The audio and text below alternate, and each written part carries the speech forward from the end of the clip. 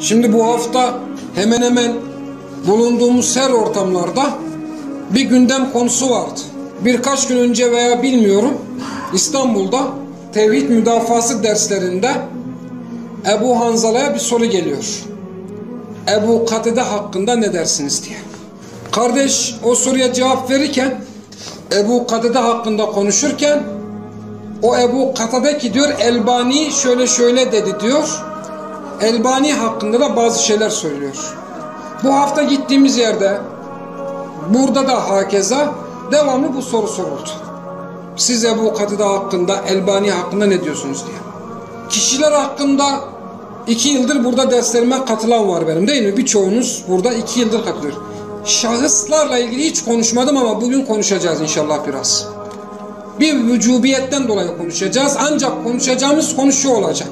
Ebu Hanzala'nın Elbani hakkında açıklamalarından sonra kendisini tevhid davetçisi olarak isimlendiren ama aslen şirk davetçisi olan, ismi Ubeydullah Arslan olan gereksiz bir kişilik internet aracılığıyla Ebu Hanzala hakkında harici, köpek, habis ve buna benzer lafızlarla saldırıyor.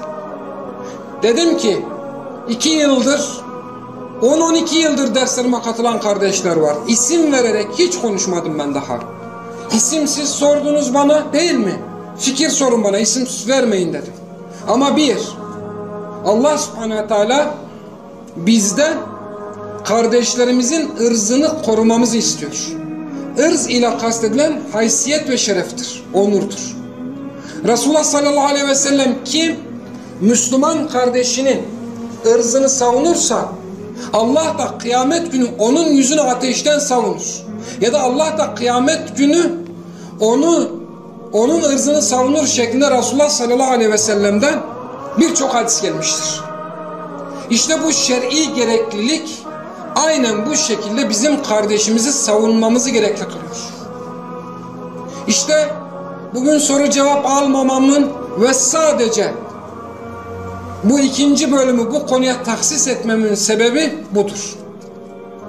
Hep şunu dedik. Şahitliğin 2 temel ilkesi vardır. Susmak şahitle muhalefettir, zıttıdır. Hatırlarsanız örnek verdim. Bir mahallede namuslu ve iffetli bir kadın var. Tüm mahalle onun kötü bir kadın olduğunu iddia ediyor. Sen biliyorsun ki o kadın kesinlikle iffetli bir kadın. Sen orada haykırman gerekir şahitlik yapmak için. Senin susman orada onlara muvaffakat etmendir. Hep bunu anlattık değil mi? La ilahe illallah tevhidle ilgili. İşte bugün de bu konuda susmamız şer'an caiz değildir. Bu 2. İşte bu gerekçeden dolayı bu bölümü biz, bu 2. bölümümüzü, dersimizin 2. bölümünü bu konuya ayırdık. Konuya girmeden önce 2 tane önemli, daha önceki derslerde anlattım 2 hususu hatırlatacağım. Birincisi şudur. Tefsir dersi yaptık değil mi? Geçen sene En'am suresinin dersini yaptık. Bu sene Musa aleyhisselamın kıssasını işledik. Hep şunu gördük. Tevhid davetçisi çıkar. Davasını ortaya koyar.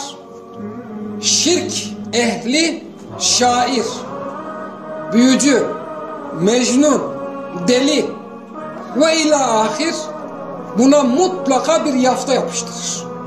Tekrar ediyorum. Tevhid ehli çıkar. Davetini ortaya koyar.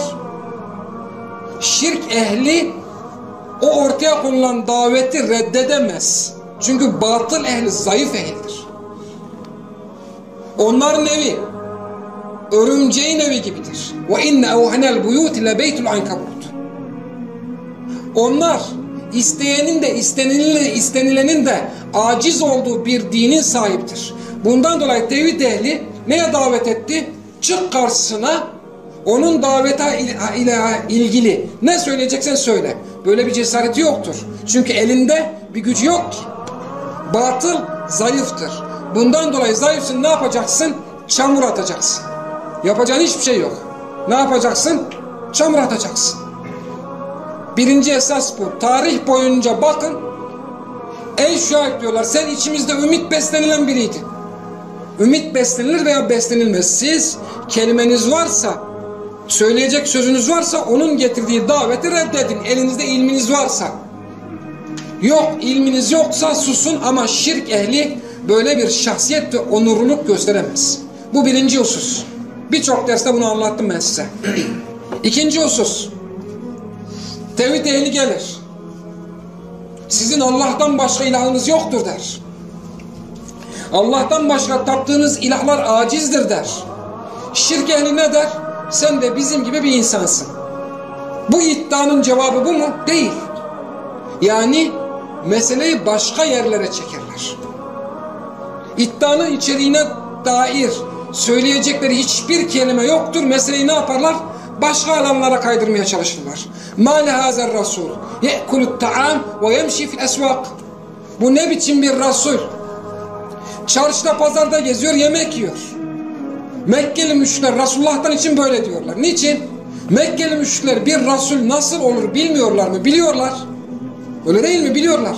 İbrahim Aleyhisselam'a iman etmiyorlar mı? İbrahim Aleyhisselam onların atası değil mi? İbrahim Aleyhisselam da onlar gibi çarşıda pazarda geziyor, yiyip içiyordu.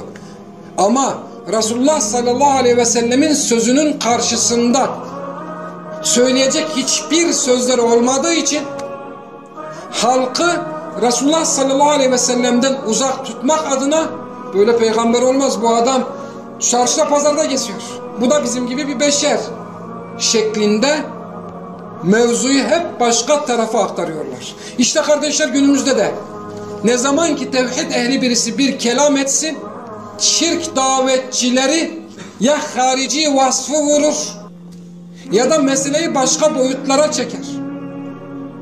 Geçmiş ümmetlerde, geçmişte yaşamış şirk ehlinin risalet önderlerine şair, mecnun, büyücü demesi neyse, bugünkü şirk önderlerinin İslam davetçilerine harici demesi de aynıdır. Geçmiş şirk ehlinin tevhid önderleri karşısında kelam edememesi ve meseleyi başka yerlere çekmesi neyse, bugünkülerin de aynı şekilde meseleyi farklı boyutlara taşımaları aynı birbirine benzer iki hadisedir. Birbirine benzer iki fiildir.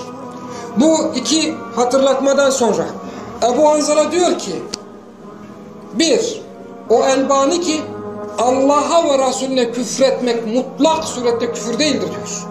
Eğer onurlu bir insansan sen, eğer şahsiyetli bir insansan, eğer şerefin varsa dersin ki hayır, Elbani öyle demiyor, İftira atıyorsun sen dersin, bunu diyebilirsin.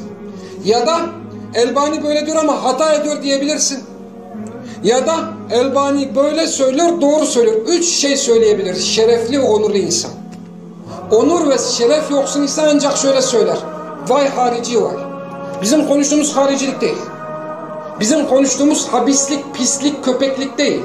Bizim konuştuğumuz Allah'a ve Resulüne sövmenin hükmüdür. Mesela aynen bundan ibaret. O Elbani ki diyor Ebu Hanzala, Allah'a ve Resulüne mutlak olarak sövmenin küfür olmadığını söylüyor. Sen Ebu Hanzala'ya muhalefet edeceksen ne yapacaksın? Bir, diyeceksin ki sen Elbani'ye iftira atıyorsun. Öyle değil mi? Ya da Elbani öyle söylüyor ama hata etmiş. Tamam. Üç, ya da Elbani böyle söylüyor, doğru söylüyor.